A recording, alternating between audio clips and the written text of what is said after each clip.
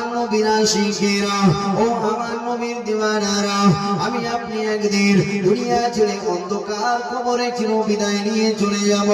সেই কঠিন কিয়ামতের দিনেতে, সেই কঠিন মুসিবতের দিনেতে আপনার ছেলে আপনার হবে না, আপনার মেয়ে আপনার হবে না, আপনার বিবি বাচ্চা কিছুই সঙ্গে যাবে না।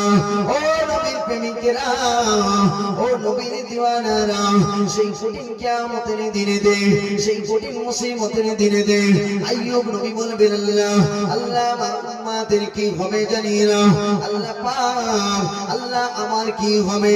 ইউনূস নবী বলবে, আল্লাহ পাক আল্লাহ আমার উম্মতের কি হবে জানি না, আল্লাহ পাক আল্লাহ আমার কি হবে। দাউদ নবী বলবে, আল্লাহ পাক আল্লাহ আমার উম্মতের কি হবে জানি না, আল্লাহ পাক আল্লাহ আমার কি হবে। আমার আপনার নবী দুনো জাহানের বাদশা বলতে থাকবেন, ইয়া রাব্বি হাবলি উম্মতি, আমার গুনাহগার, আমার গুনাহগার উম্মত উম্মতের কি হবে।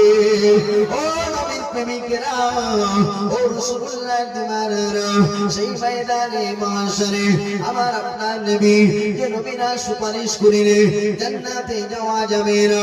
ও নবীর প্রেমিকেরা, ও রাসূলুল্লাহর দিওয়ানারা, আজ আমি আপনি মুসলমান, আমরা দাবি করব আমরা নবীর দিওয়ানা, আমরা নামাজ পড়তে যাব না।